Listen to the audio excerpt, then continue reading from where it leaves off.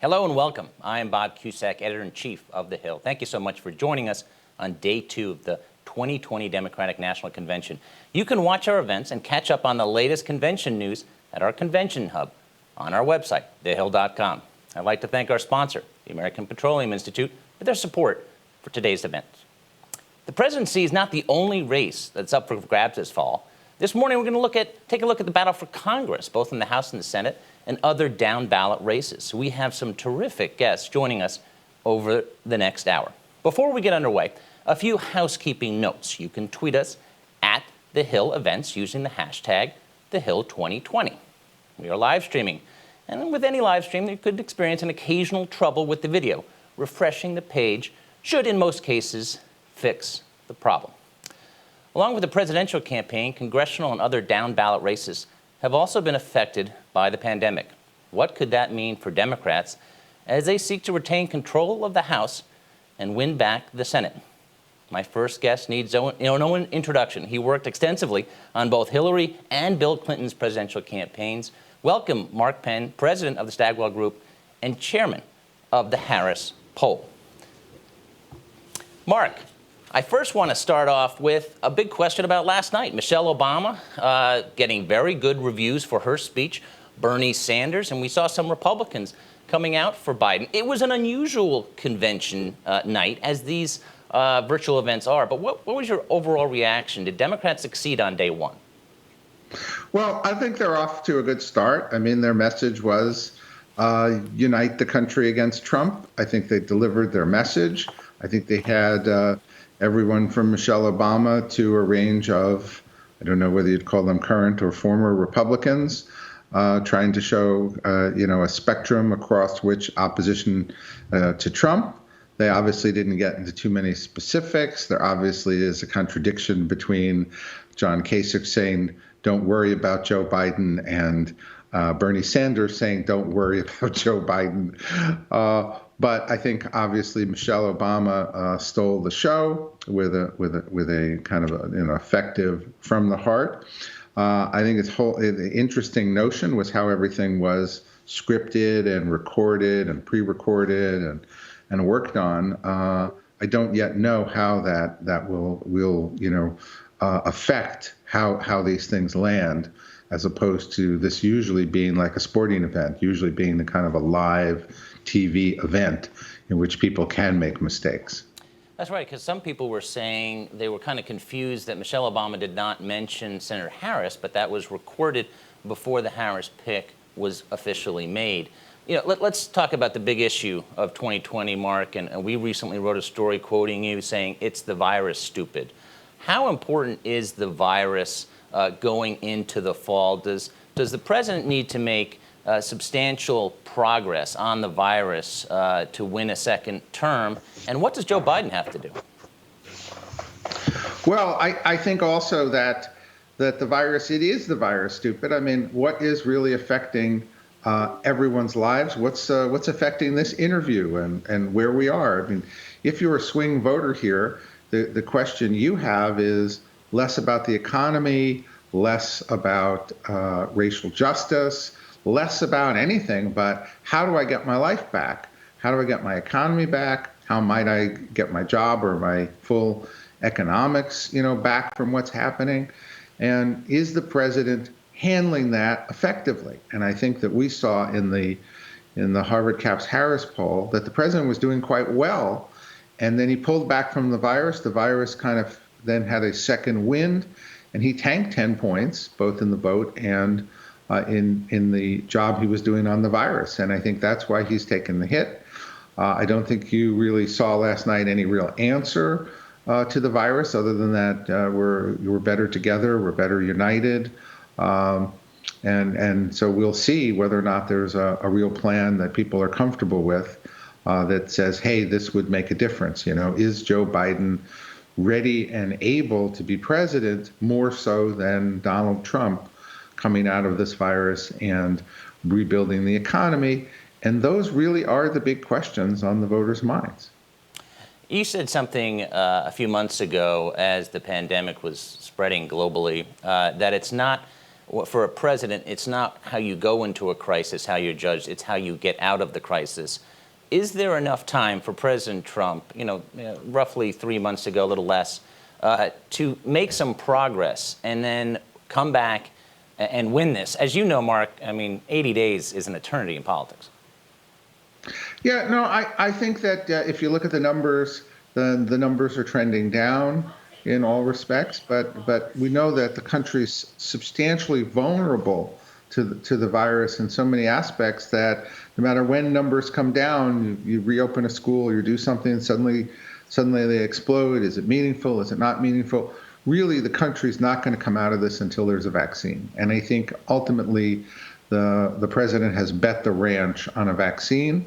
And I think if a vaccine is announced sometime in the next 83 days, that will in many ways get voters beyond this issue and looking at the other issues related to, what do they want to be the future of education, healthcare, immigration, trade, China relations, none of which I think are registering, that much right now.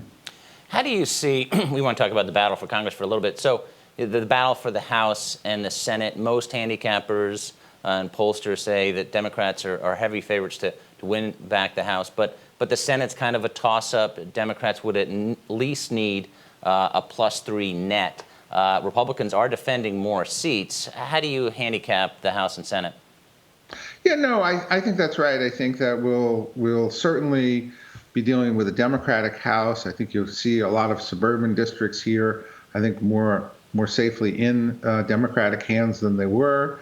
And I think the Senate is, fairly a toss-up with the 80 days here being a lot, and our, it'll be interesting to see whether or not if Biden pulls ahead, then the Republicans will want to pull out what we used to call the old blank check argument, that you don't want to give the Democrats a blank check, and that could save the Senate, but not, but distance from Trump, or whether Trump will, as he actually did last time, lead the way, for Republicans back. And if you're not solidly on the Trump bandwagon, you're out and you're gone.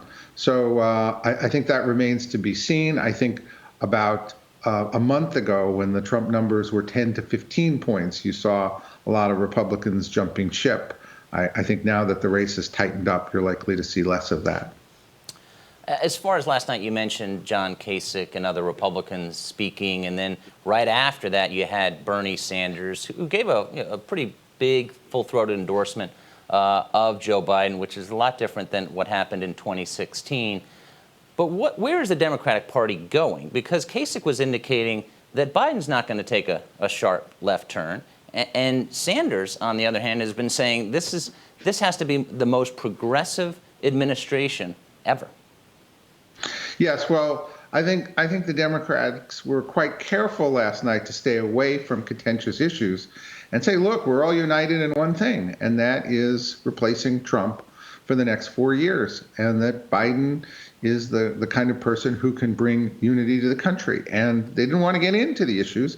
I think you saw Sanders pushed it somewhat because he wasn't going to kind of give a talk without hitting some of his issues. Almost no issues were mentioned, outside of anti-Trump rhetoric by any of the other folks. And I think that was in order to fulfill the message of unity. So will that hold up for the week?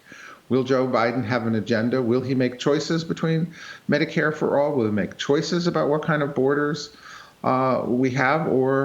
And will he, as Walter Mondale, famously said, that affirmatively say that he's going to raise taxes or not, right? The issues here, as I said, other than the virus, don't seem to be counting for a lot.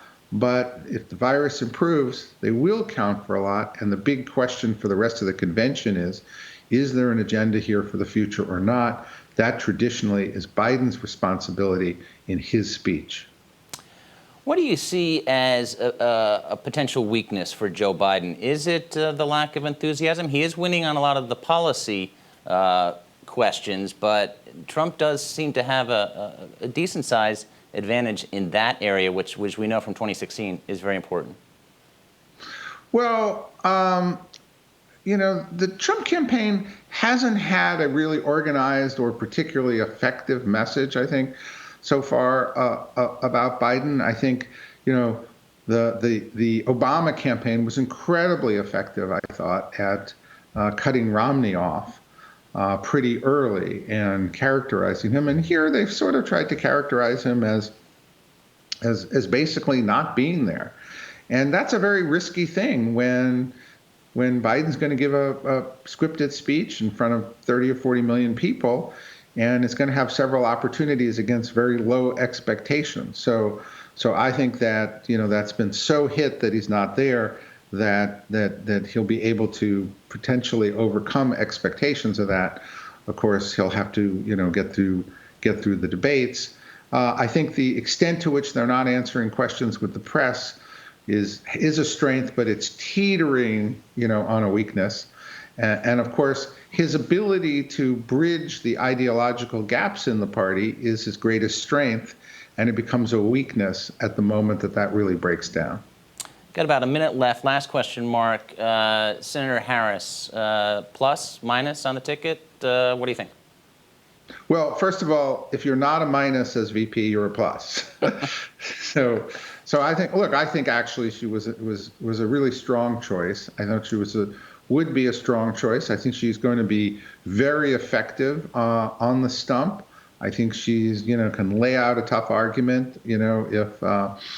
If Michelle Obama really is able to connect from the heart, I think that Kamala Harris can do the traditional tough job of laying out the case against the incumbent as a VP candidate, quite effectively. And I think she was overall a strong and sensible choice. Mark Penn, thank you for joining us this morning. Thank you.